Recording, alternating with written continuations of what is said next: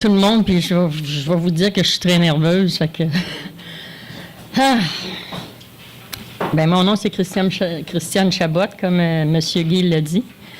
Je suis née en Moux, dans le comté de Bellechasse. Je suis la 13e d'une famille de 17 enfants. Donc, 8 sont encore vivants. J'ai grandi sur une ferme au sein d'une famille catholique, beaucoup catholiques pratiquants. On faisait le chapelet à tous les soirs, puis on allait à l'église le dimanche, mais moi, je sais que je faisais ça, mais je sais pas ce que je faisais. Parce qu'on me forçait à le faire, puis étant enfant, comme ma mère a eu beaucoup d'enfants, on n'avait pas beaucoup d'amour. On n'a pas du tout de démonstration d'amour. Donc, puis mon père aussi était très froid, avec surtout les filles.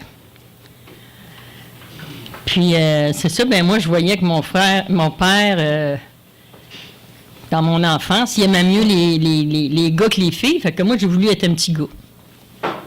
Je me suis dit, s'il faut être un petit gars pour être aimé, je vais faire mon petit gars. Mais ça n'a pas marché. Donc, j'ai grandi en étant un petit garçon manqué, puis en étant avec beaucoup de colère, puis pourquoi que mon père ne m'aimait pas, puis pourquoi je n'avais pas d'amour, puis... Donc, mon père aussi, il faisait beaucoup de magie blanche. Il faisait des guérisons, puis il y a du monde, je me rappelle de très loin qui venait chez nous, puis il faisait vraiment des guérisons. Pas avec le Seigneur, mais en tout cas. C'est ça. Puis, il y avait une drôle de façon d'agir avec nous autres parce que le soir, avant de se coucher, là, il nous contait des histoires tellement horribles. Là. Aujourd'hui, je dis, comment ça un père peut conter ça à ses enfants? Tu sais, puis là, on allait se coucher, puis là, pas moyen de dormir, on voyait des monstres partout, puis des... Fait que là, on mettait la couverture par-dessus sa tête, puis on s'endormait avec ça. Bon, puis c'est ça. À l'âge de 14 ans, ma mère m'a arrêté d'aller à l'école, puis elle m'a envoyé travailler dans une usine de couture.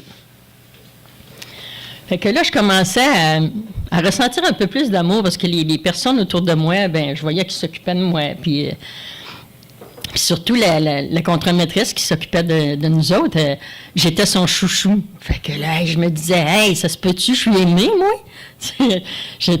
En tout cas, elle m'aimait beaucoup. Donc, c'est ça, j'ai commencé à travailler, puis on restait en pension dans le village d'Armouche, chez un couple de... Puis, c'est ça, là, j'ai commencé à me faire des amis, j'ai commencé à faire des petites sorties. Malgré qu'à 14 ans, j'étais jeune pour sortir, mais en tout cas...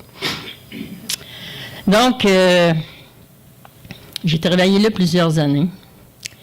Puis, à l'âge de 16 ans, j'ai été violée, puis je me suis retrouvée enceinte de mon agresseur. Je cherchais tellement l'amour que je me disais... dans ce temps-là, je me disais, t'as pas été violée, c'est parce que tu l'as voulu. Parce que je cherchais tellement l'amour que je me disais, non, il m'a pas violée, ça se peut pas, c'est moi qui courais après, puis... Mais j'ai compris quand j'ai vu le témoignage de Nathalie Simard à la télévision. Ça s'était passé comme moi. Donc là, je me suis dit, c'est vrai que j'ai été violée.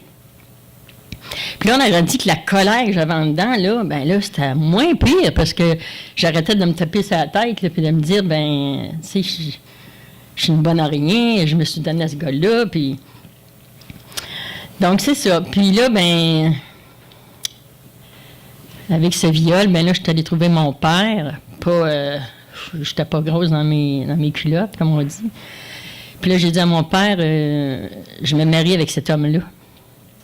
Puis mon père, puis mon ex, là, Fernand, là, c'était le feu puis l'eau. Mon père, il sentait que c'était pas un homme pour moi, mais moi, je me suis dit,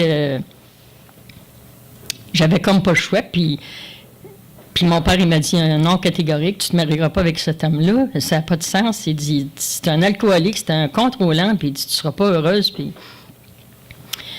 là, quand il m'a dit ça, j'ai dit, là, papa, je suis enceinte. Fait que là, ouf, là, ça a été, t'es plus ma fille, je te renie, tu vas te marier, oui, c'est vrai, pour faire taire les commérages, puis en tout cas.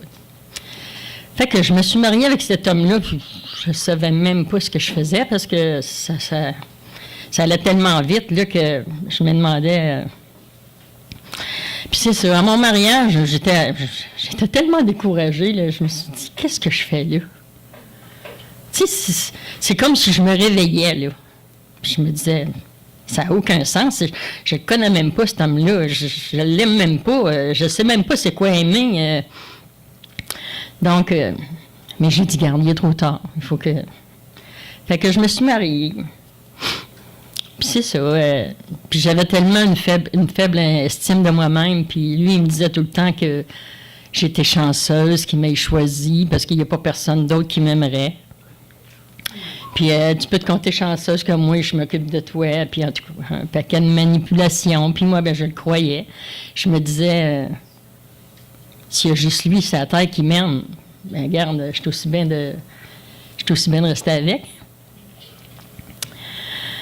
Donc, c'est ça, j'étais encore un enfant de toute façon. À 16 ans, on est... puis surtout que dans ce temps-là, dans ces années-là, ben les parents ne nous parlaient pas beaucoup de sexualité, de rien, fait que je connaissais rien. Donc, suite à mon mariage, excusez-moi, ça me prend de l'eau.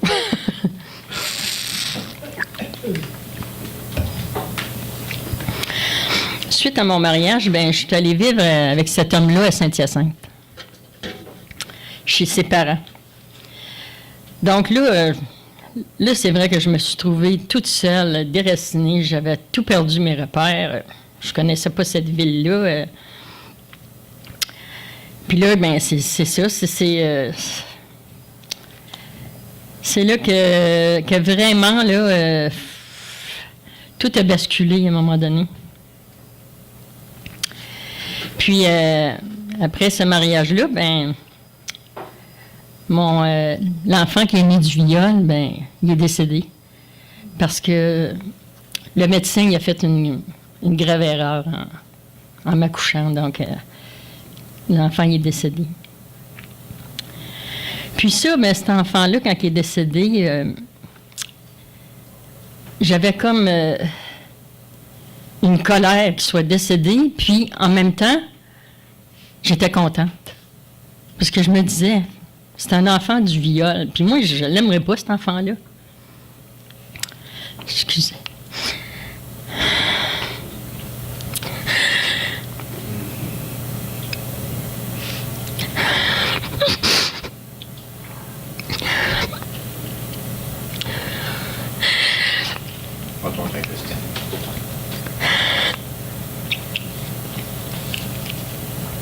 Ça fait encore mal.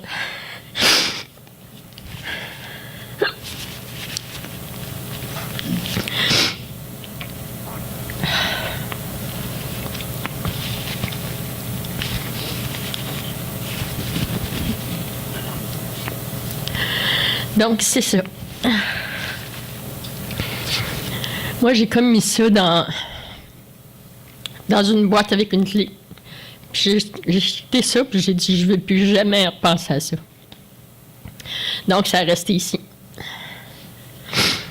Ça a resté ici pendant plusieurs années.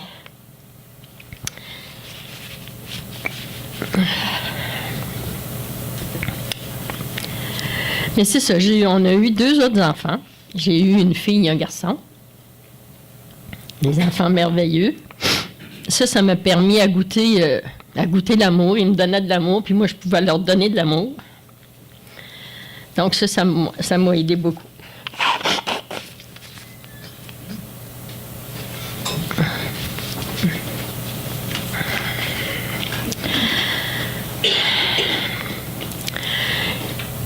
Donc, j'ai vécu en couple avec cet homme pendant 28 ans.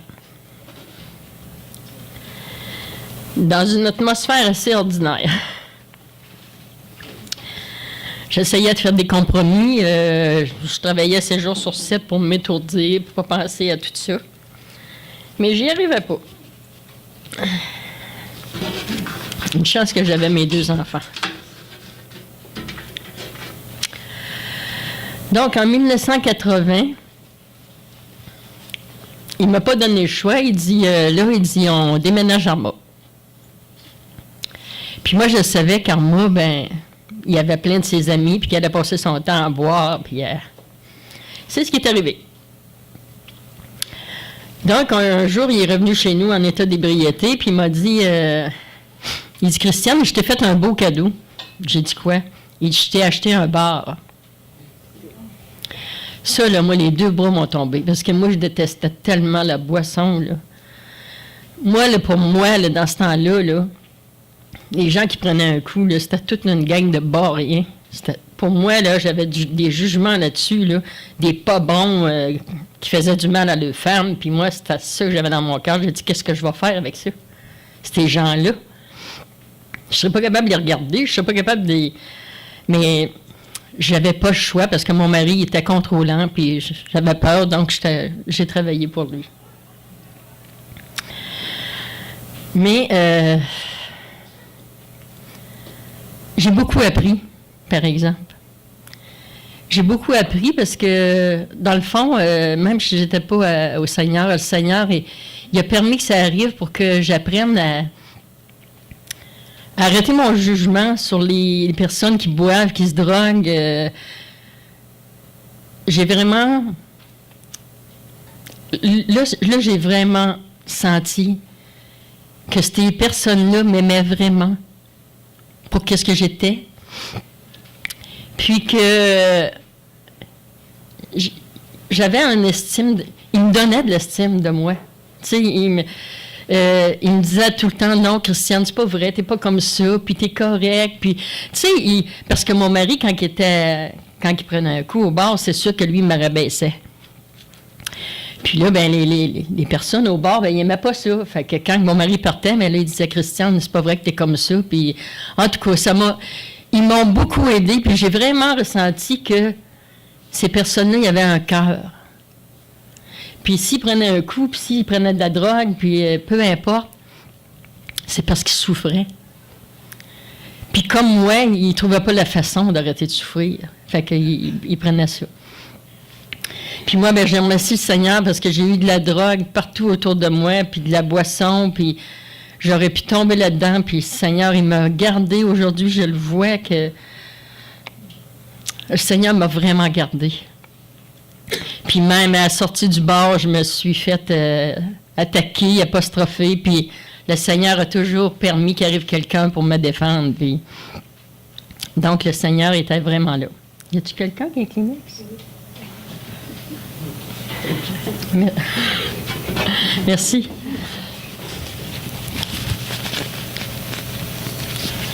Bon. Donc,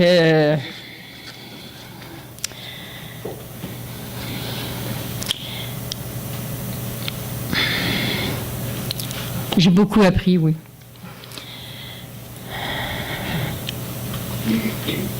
Puis quand je me suis séparée, les gens m'ont organisé un party, puis là, c'est vraiment là que j'ai vu que j'étais pas de moins que rien que mon mari essayait de me faire croire. C'est ça, ils m'ont fêté quand je suis partie du bar, quand je me suis séparée. Puis, l'hôtel était plein à craquer. Avec des cadeaux, des cartes, j'en revenais pas. Je me suis dit, je disais à Mélanie, ma fille, c'est pas pour moi, ça. Pourquoi ils sont là, eux autres? Je le croyais pas. Parce que je le croyais vraiment pas. Donc, en tout cas, ça m'a tellement fait du bien, ça. Vraiment. Puis là, comme j'avais abandonné toute pratique religieuse, parce que ça m'avait jamais rien apporté, puis je cherchais tellement, j'avais tellement un vide, je me suis tournée vers le nouvel âge. Là, j'ai suivi des cours, j'ai fait des formations, je me suis mis à faire des guérisons comme mon père faisait en imposant des mains. J'utilisais les anges pour toutes sortes de choses. Je faisais du Reiki. Il n'y a rien que j'ai pas fait. Je suis allée dans une secte. Je cherchais, puis je cherchais, puis je cherchais. J'ai investi du temps, puis de l'argent là-dedans, je ne sais pas comment, là. Puis pour me retrouver encore, m'enfoncer encore plus. Là, j'étais vraiment au bout. J'étais vraiment dans le plus profond. Puis là, ben, c'est là que j'ai tombé en dépression. Pendant 15 longues années, j'ai cherché la réponse à mon mal de vivre. Puis j'espérais qu'avec ces conférences puis ce nouvel âge que j'allais trouver quelque chose, mais je trouvais rien. Ça m'apportait absolument rien. Un jour, il y a une dame qui m'a parlé d'une activité qui se tenait dans une église lors de la Saint-Valentin. Ça m'intéressait. Je me suis dit, je ne serai pas toute seule, puis je vais y aller. Fait que je suis allée à cette église. Puis là, il y avait un témoignage. Il y a quelqu'un qui donnait son témoignage. Puis là, bien, ça semblait être beau. Si je me dis, Caroline, il y a de l'amour ici, ou bien c'est de l'hypocrisie, ou je ne sais pas quoi, mais... Puis le monde était tellement gentil avec moi, puis j'ai été bien reçue.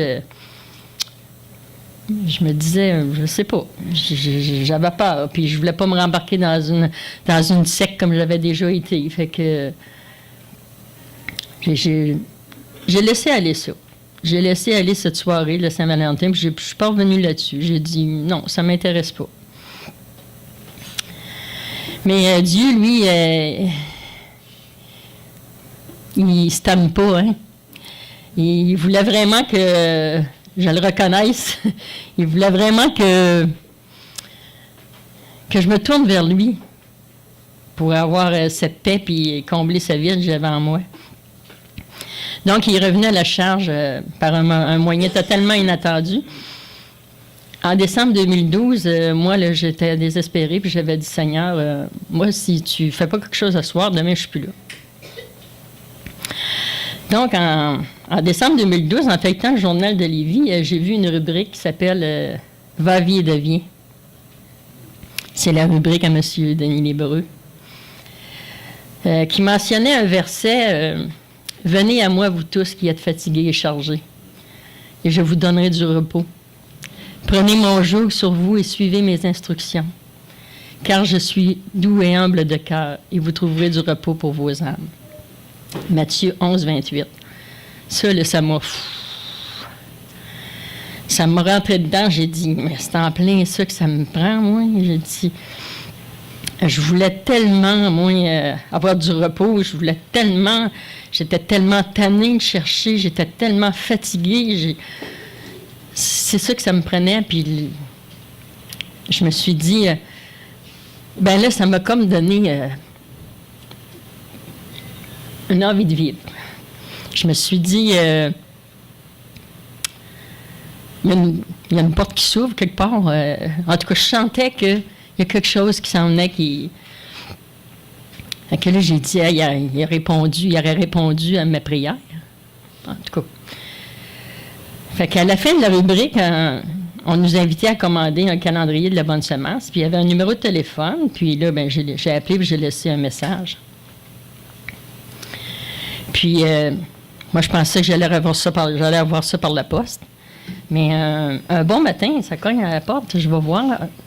Surprise, c'était le pasteur Serge qui venait me porter le calendrier. Il dit, tu m'as appelé, tu m'as laissé un message. Mais là, moi, je ne comprenais pas, tu m'as appelé, tu m'as laissé un message. J'ai dit, ben non, qu'est-ce que tu fais ici?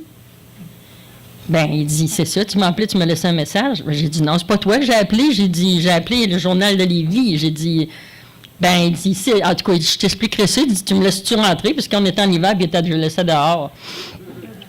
J'ai dit, oui, tu peux rentrer. Fait que là, on a commencé à jaser. Puis là, il m'a tout expliqué ça. Puis il m'a dit que j'étais vraiment un pécheur. Puis il m'a expliqué que Jésus était mort pour moi sur la croix. Puis que si je voulais l'accepter dans ma vie, puis si je voulais lui demander pardon pour mes péchés, que j'étais sauvée. Là, j'ai dit, il n'y a pas d'autre chose. Non. Puis là, il dit, c'est-tu la bonne nouvelle, Christiane? J'ai dit quoi? Il dit, Jésus t'aime. Alors là, je suis partie à broyer. Je dit, voyons, non, ça se peut pas. Je ne suis pas aimée de personne. Pourquoi il m'aimerait? Puis là, c'est ça. Il m'a expliqué ça pour faire une histoire courte. Puis il a répondu à ma question. Puis il m'a fait comprendre que vraiment que j'étais à la bonne place puis que j'avais trouvé la bonne personne. Puis que Dieu il était prêt à me pardonner, puis que si je reconnaissais mes fautes.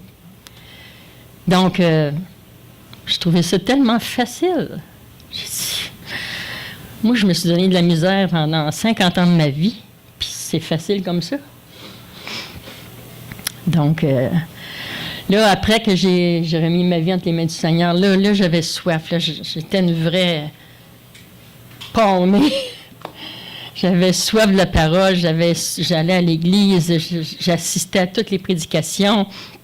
Chaque activité qu'il y avait, ça me donnait une nourriture, une joie, ça me remplissait, c'était merveilleux. Puis lorsque j'ai donné ma vie à Jésus, bien, j'ai partagé ma foi avec ma fille Mélanie et son mari. Ça allait pas très bien dans leur couple, eux autres, puis ils ont donné leur vie au Seigneur, eux autres aussi. Donc, merci Seigneur. Bon, j'avais, comme tout le monde, beaucoup de choses à me faire pardonner, puis je devais le reconnaître devant Dieu. Donc, j'ai avoué dans mon ignorance que j'avais accordé ma confiance à plein de gens que j'aurais pas dû, là. Puis j'avais adoré des faux dieux, puis j'ai reconnu aussi que j'avais eu des relations avec des hommes en n'étant pas mariés. Moi, dans ma tête, c'était pas péché, mais là, j'ai vraiment reconnu que c'était péché. Puis, sans parler du fait que ces relations-là m'avaient apporté encore plus de souffrance. Ici, il y a un verset que j'aime beaucoup, puis qui m'a vraiment aidé à me tourner vers le Seigneur, c'est je suis le chemin, la vérité et la vie. Nul ne vient au Père que par moi. Jean 14, 6. À ce moment-là, le Seigneur, il m'a vraiment, après que j'ai fait mes pardons, il m'a vraiment libéré de ma colère, mon amertume, ma souffrance, parce que j'avais de la colère contre mon ex-mari, là, ça n'avait pas de sens. Puis, j'ai demandé pardon. Puis, je sais qu'il m'a pardonné. Puis, mon mari, ben, je lui ai parlé de ce divorce-là qui m'avait vraiment violée. Ça fait une couple d'années. Puis, il l'a vraiment pas pris.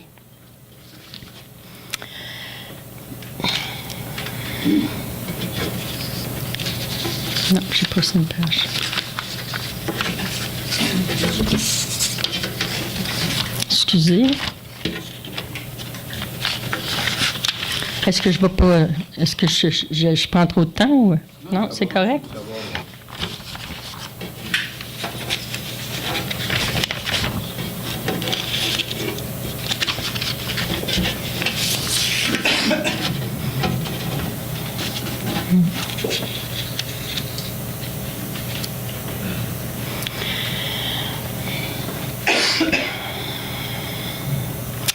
Donc, le Seigneur, il m'a vraiment donné sa paix. Je sais qu'il est mon sauveur, puis je peux compter sur lui à chaque moment de ma vie, que ce soit spirituel, matériel, monétaire. Il est toujours là, il prend soin de moi, puis il ne m'abandonnera jamais. Puis je donne toute la gloire et tout l'honneur à mon Père céleste qui est un Dieu de bonté en toutes circonstances. Sa volonté est bonne, juste et parfaite. Je peux vous dire que Dieu occupe la première place dans ma vie. Puis un verset Le Seigneur, je suis certain qu'il a pensé à moi quand il a écrit ce verset-là. C'est ne crains rien. Je suis avec toi. Ne promène pas de regards inquiets, car je suis ton Dieu. Je te fortifie, je viens à ton secours et je te relève de ma droite triomphante. Isaïe 41:10. Grâce à ce verset, j'ai pu m'inquiéter. Ça m'a vraiment enlevé toutes les inquiétudes. Ça m'a vraiment touché profondément.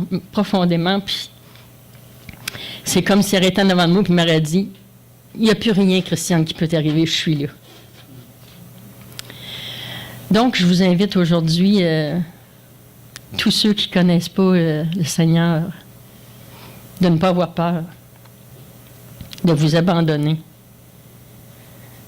Parce que c'est un grand Dieu d'amour. Moi, quand j'étais catholique, je pensais que c'était un Dieu qui était dur et punisseur. Puis quand j'ai donné ma vie à Dieu, j'ai dit, je vais en manger toute une. Tu sais, je vais... Mais c'est pas ça qui est arrivé, c'est au contraire. Donc, je vous invite vraiment à vous tourner vers Dieu, si vous ne le connaissez pas, parce que on s'en sort pas si on n'a pas Dieu dans notre vie, ça c'est sûr et certain. Il y a juste lui qui peut remplir le vide qu'on a dans nous autres. Donc, c'est mon témoignage, puis je vous remercie beaucoup. Amen.